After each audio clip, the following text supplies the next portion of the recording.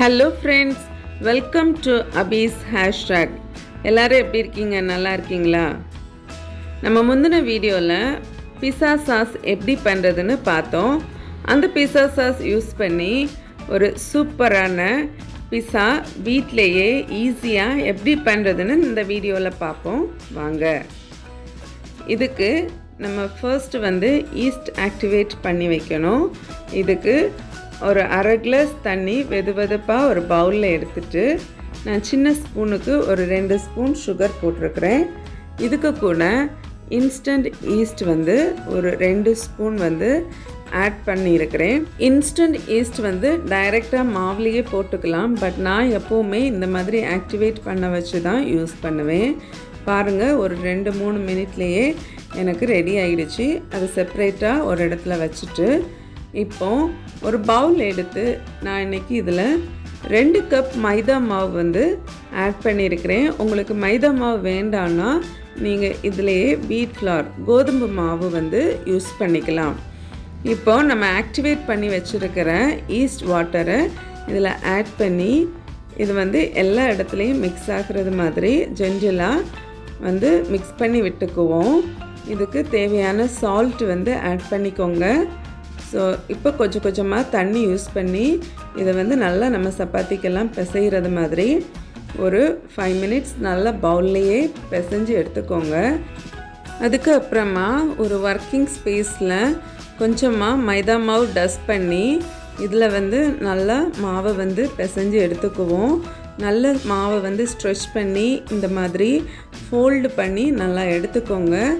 So நம்மளோட மாவு almost ready. இப்போ கொஞ்சமாக ஆலிவ் ஆயில் நான் ஸ்ப்ரெட் பண்ணி பவுல்லையும் அந்த மாவுக்கு மேலேயும் நல்லா டேப் பண்ணிவிட்டு இதை ஒரு துணி வச்சு மூடி வச்சுருங்க. இல்லைன்னா இது மாதிரி ஒரு லிட்டு வச்சு இதை நல்லா க்ளோஸ் பண்ணி வச்சுருங்க. இது ஒரு 2 hours ஆகும் இது நல்லா உப்பி வர்றதுக்கு. சம்மர் டைமில் சீக்கிரமாக ரெடி ஆகிரும். வின்டர் டைம் கொஞ்சம் டைம் எடுக்கும். எனக்கு ஒரு 1 hour தான் எடுத்துச்சு இன்றைக்கி. பாருங்கள், நம்ம மாவு நல்லா டபுள் ஆகி வந்திருக்கு. ஸோ இதை திரும்பவும் ஒரு முறை இந்த மாதிரி பிசைஞ்சு கொடுப்போம். அப்புறம் செகண்ட் டைமும் நம்ம ஒர்க்கிங் ஸ்பேஸில் கொஞ்சமாக மாவு போட்டு இதை நல்லா இதில் பிசைஞ்சு எடுப்போம். நம்ம மாவு பாருங்கள் நல்ல சாஃப்டாக ஃப்ளஃபியாக இருக்குது பாருங்கள். இப்போ ஆல்மோஸ்ட் நம்மளோட பிஸா டோ ரெடி ஆகிடுச்சு பாருங்கள். இதை நான் இன்றைக்கி ஒரு 4 பீசஸாக கட் பண்ணி வச்சுருக்கிறேன். நான் இன்றைக்கி பெரிய பீஸ் கொஞ்சம் பெரிய தவாவில் செய்ய போகிறேன். ஸோ அது மாதிரி சின்ன பீசஸும் நான் இன்றைக்கி தோசைக்கல்லில் தான் செய்ய போகிறேன். பாருங்கள், நான் இன்றைக்கி வீடியோவில் ஒரு சிக்கன் பீஸாவும் ஒரு வெஜ்ஜு பீஸாவும் நான் இன்றைக்கி காமிக்க போகிறேன். நான் இன்றைக்கி பெரிய பீஸ் ஒரு பெரிய தவாவில் யூஸ் பண்ணுறதுனால பெருசாக யூஸ் பண்ணியிருக்கிறேன். எல்லா மாவையும் இந்த மாதிரி ஸ்ப்ளிட் பண்ணி ரவுண்ட் பண்ணி ஒரு பவுலில் இந்த மாதிரி வச்சுட்டு நீங்கள் ஒரு கிளாத்து போட்டு உடனேயே மூடி வச்சுருங்க. ஓப்பனில் வச்சாக்க அந்த மேலே இருக்கிற மாவு ரொம்ப ட்ரை ஆகிரும். ஸோ இதை எல்லாத்தையும் வச்சுட்டு ஒரு 5 மினிட்ஸ் இப்படியே விட்டுருங்க. இப்போ ஒரு 5 மினிட்ஸ் தாண்டி நான் ஒரு பெரிய சைஸ் டோ வெளியில் எடுத்து வச்சுருக்கிறேன். நான் இதை யூஸ் பண்ணி ஒரு சிக்கன் பிஸா செய்யலான்னு இருக்கேன். இதை நம்ம கையிலேயே இந்த மாதிரி ஸ்ட்ரெச் பண்ணி கொடுக்கலாம். இந்த மாதிரி உங்களுக்கு பண்ண வேண்டாம்னா நீங்கள் ஒரு சப்பாத்தி ரோலர் யூஸ் பண்ணி கூட நீங்கள் ஸ்ட்ரெச் பண்ணிக்கலாம். இப்போது அடிகனமான ஒரு தவா நான் எடுத்து வச்சுருக்கிறேன். இதில் few drops olive oil add பண்ணுறேன்.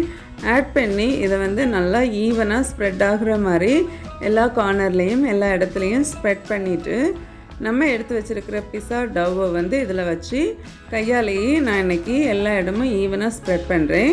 நீங்கள் சப்பாத்தி ரோலர் யூஸ் பண்ணி இதை ஸ்ப்ரெட் பண்ணுறீங்கன்னா ஸ்ப்ரெட் பண்ணிவிட்டு அதுக்கப்புறம் தவாவில் வச்சுட்டு ஒருக்கா எல்லாத்தையும் அட்ஜஸ்ட் பண்ணி கார்னர் எல்லாம் அட்ஜஸ்ட் பண்ணி இந்த மாதிரி ஸ்ப்ரெட் பண்ணி கொடுங்க. ஸ்ப்ரெட் பண்ணி முடிச்சுட்டு ஒரு கிளாத் இதுக்கு மேலே இந்த மாதிரி மூடி விட்டுருங்க. ஸோ இந்த டைம் நான் இன்றைக்கி வெஜ்ஜு பிஸா பண்ணுறதுக்கு ஒரு தோசைக்கல் எடுத்துருக்கிறேன்.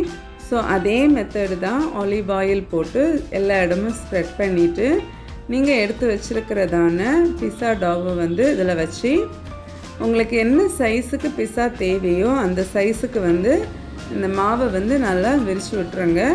நல்லா விரித்து விட்டுட்டு இதையும் வந்து அதே மாதிரி கிளாத் போட்டு ஒரு 3-4 மினிட்ஸ் வந்து மூடி விட்டுருங்க. இப்போ நம்ம தவாவில் ஸ்ப்ரெட் பண்ணி வச்சுருந்த மாவை எடுத்து பாருங்கள், கொஞ்சம் உப்பி வந்திருக்கு. ஸோ இப்போ வந்து அந்த கார்னர்ஸ் மட்டுமே நம்ம வந்து கொஞ்சம் அட்ஜஸ்ட் பண்ணி ஸ்ப்ரெட் பண்ணி கொடுப்போம். எல்லா கார்னர்ஸையும் இந்த மாதிரி கொஞ்சம் அட்ஜஸ்ட் பண்ணி கொடுத்துட்டு நடு போர்ஷன் நீங்கள் ஒரு ஃபோக் வச்சு கொஞ்சமாக குத்தி கொடுத்துக்கோங்க. நான் அந்த ஸ்டெப்பை இதில் செய்ய மறந்துட்டேன். ஸோ அப்போ தான் வந்து நம்ம குக் பண்ணி எடுக்கும்போது பன்னு மாதிரி உப்பி வராது. அதுக்கப்புறம் நம்ம ரொம்ப கேர்ஃபுல்லாக இருக்க வேண்டிய விஷயம் ஃப்ளேம் வந்து உங்களுக்கு எவ்வளோ மேக்ஸிமம் வந்து லோ ஃப்ளேம் வைக்க முடியுமோ அவ்வளோக்கு அட்ஜஸ்ட் பண்ணி வச்சுக்கோங்க. நான் அதை காமிச்சிருக்கிறேன் பாருங்கள். ஸோ இந்த லோ ஃப்ளேமில் வந்து நம்ம ஒரு 3 to 4 மினிட்ஸ் வந்து இந்த பிஸா பேஸை வந்து குக் பண்ணி எடுத்துருவோம். ஸோ அப்போ தான் வந்து நமக்கு ஒரு நல்ல வந்து பிஸா க்ரஸ்ட்டு வந்து கிடைக்கும். பாருங்கள், இப்போமே தெரியுது நமக்கு நல்லா வெந்திருக்கிறது. இதை வந்து திருப்பி போட்டுட்டு உடனே திருப்பி எடுத்துருங்க. நல்ல கிறிஸ்பியான கோல்டன் கலர் பிஸா க்ரஸ்ட் வந்து நமக்கு ரெடி ஆகிடுச்சு. இப்போது ஸ்டவ்வை வந்து ஆஃப் பண்ணிக்கோங்க. ஆஃப் பண்ணிவிட்டு நம்ம ஆல்ரெடி பண்ணி வச்சுருக்கிற ஹோம்மேட் பிஸா சாஸ் தான் நான் இன்றைக்கி வந்து ஸ்ப்ரெட் பண்ணியிருக்கிறேன். ஸோ அதை வந்து ஸ்ப்ரெட் பண்ணி கொடுத்துட்டு டாப்பிங் வந்து நம்மளோட விஷ் தான். நான் இன்றைக்கி வந்து மொசரல்லா சீஸ் வந்து ஷ்ரெட்டட் வந்து ஆட் பண்ணியிருக்கிறேன். இதுக்கு கூட கொஞ்சமாக சீஸ் வந்து நான் வந்து இன்றைக்கி பீசஸ் வந்து இதில் ஆட் பண்ணியிருக்கிறேன்.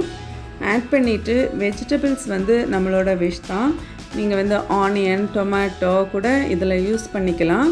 நான் இன்றைக்கி வந்து 3 கலர் கேப்சிகம் யூஸ் பண்ணியிருக்கிறேன். அப்புறமா கொஞ்சம் சிக்கன் பீசஸ் வந்து ஆல்ரெடி சால்ட்டு, பெப்பர் எல்லாம் போட்டு குக் பண்ணி வச்சுருக்கிறத ஆட் பண்ணியிருக்கிறேன். ஸோ அதுக்கு மேலே black colour olive, green colour olive வந்து ஆட் பண்ணி இதுக்கு மேலே கொஞ்சமாக ஷ்ரெட்டட் சீஸ் போட்டு இதை வந்து ஒரு 4 to 5 மினிட்ஸ் வந்து அதே லோ ஃப்ளேமில் வந்து குக் பண்ணி எடுக்க போகிறேன். ஸோ இந்த டைம் பாருங்கள், நான் வெஜ் பிஸாவுக்கு உரிய அந்த க்ரஸ்ட்டையும் வந்து ரெடி பண்ணி எடுக்கிறேன். ஸோ இதுக்கு மேலே நம்மளோட பிஸா சாஸ் யூஸ் பண்ணி ஸ்ப்ரெட் பண்ணிக்குவோம். ஸ்ப்ரெட் பண்ணிவிட்டு நான் இன்றைக்கி பெல் பெப்பர் மட்டும்தான் யூஸ் பண்ணியிருக்கிறேன். ஸோ நீங்கள் வந்து இதில் வந்து மஷ்ரூம் ஸ்லைஸ் பண்ணி அதை வந்து ஆயிலில் கொஞ்சமாக சாட்டே பண்ணி அதை கூல் பண்ணிவிட்டு அதை இதில் ஆட் பண்ணிக்கலாம். அது மாதிரி பன்னீர் வந்து வறுத்து அதையுமே வந்து இதில் வந்து நீங்கள் ஆட் பண்ணிக்கலாம்.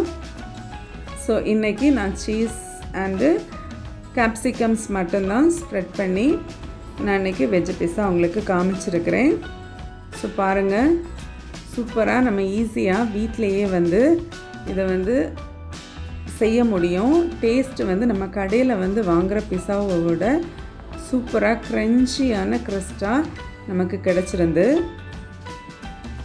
ஸோ இப்போ வந்து நம்மளோட சிக்கன் பிஸா வந்து பார்ப்போம். அதுவும் வந்து பாருங்கள் எவ்வளோ அழகாக எம்மியாக ரெடி ஆகியிருக்குன்னு. ஃப்ரெண்ட்ஸ், நீங்களும் இதை வீட்டில் செஞ்சு பாருங்கள். உங்கள் பசங்களோட டிஃபன் பாக்ஸ் ரெசிபிக்கெல்லாம் ரொம்ப யூஸ்ஃபுல்லாக இருக்கும். குட்டி குட்டி மினி பிஸா மாதிரி நீங்கள் செஞ்சு கொடுக்கலாம். இதோட பேஸை நீங்கள் பாருங்கள், நான் உங்களுக்கு காமிச்சு தரேன். லைட் கோல்டன் ப்ரௌன் கலரில். ஸோ எவ்வளோ க்ரன்ச்சினஸ் அதில் தெரியுது பாருங்கள். ரியலாகவே ரொம்ப க்ரன்ச்சியாக இருந்துச்சு. அது மாதிரி இதோட சீஸ் வந்து ரொம்ப சூப்பராக இருந்துச்சு பாருங்கள். உங்களுக்கு நிறைய சீஸ் போடணும்னு நீங்கள் விரும்புனீங்கன்னா கொஞ்சம் கூட சீஸ் வந்து இதில் ஆட் பண்ணிக்கலாம்.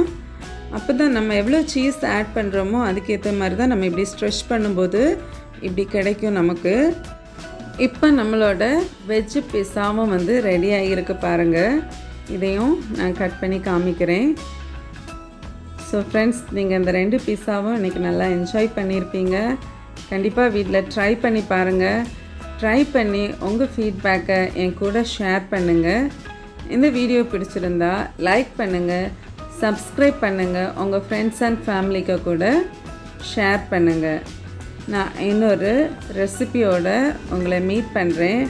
அது வரைக்கும் பாய், டேக் கேர், கீப் ஸ்மைலிங்.